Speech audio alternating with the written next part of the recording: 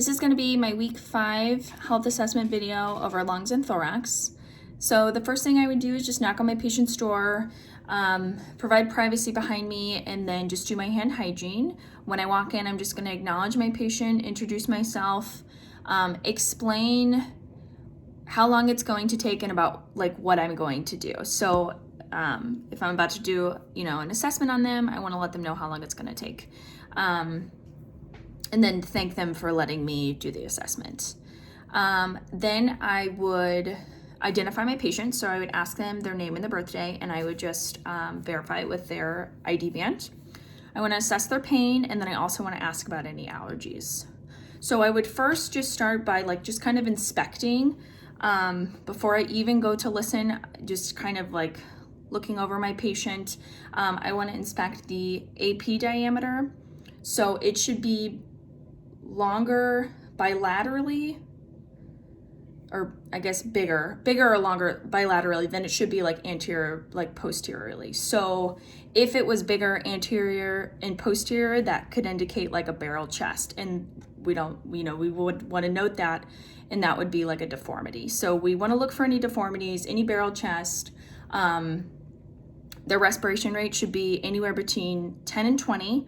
I want to make sure that they're not in any respiratory distress, so they should not have any nasal flaring, retractions, accessory muscle use. They should be sitting up straight, and they should be able, easily, they should have an ease of breathing. So they should be easily able to talk without getting short of breath. They're not dyspneic, just walking into the door. And then I just want to look over their skin tone. So I want to note any cyanosis or anything like that.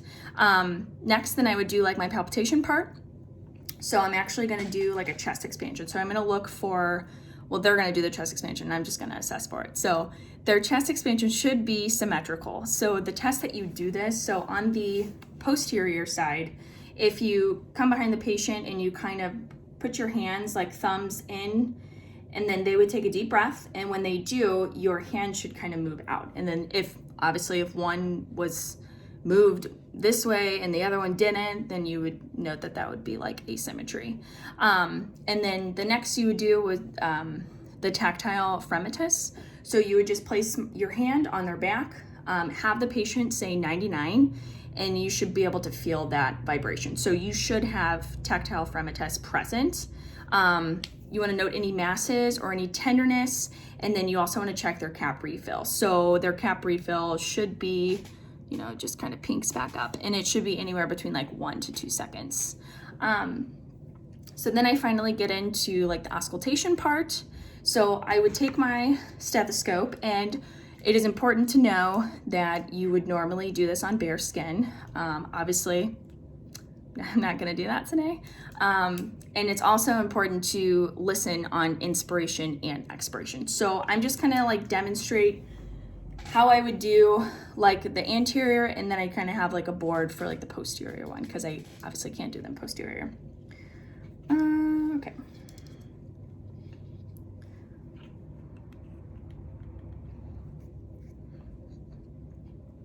So I'm going to kind of put this down so I can talk while I'm it's really hard to talk with this thing in.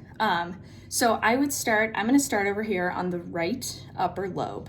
So I want to do inspiration and expiration, and then I would move over to my left, inspiration and expiration. And then I'm going to assess my right middle lobe. So I'm going to just kind of go under my breast here and just kind of lift up, inspiration, expiration. And then while I'm over here, I'm just going to have my patient lift their arm, and I'm also just going to do their lower lobe as well. So inspiration and expiration. And then I'm going to come over to this left side, and then I'm going to have them raise their arm, and then I'm going to do their left lower lobe as well. So then moving on to posterior. So I just made a little board. Sorry, it's not the best drawing, but hey, it's better than nothing. So hopefully we can get that in. Sorry. Okay, so I'm just kind of, I can't really put my stethoscope up to, obviously, because it's bored. So when I start, I would kind of start, so I would start up here, and then I would go over, and then I would go down and I would go inward a little bit because the scapula is right there. So obviously I wouldn't want to be listening over bone.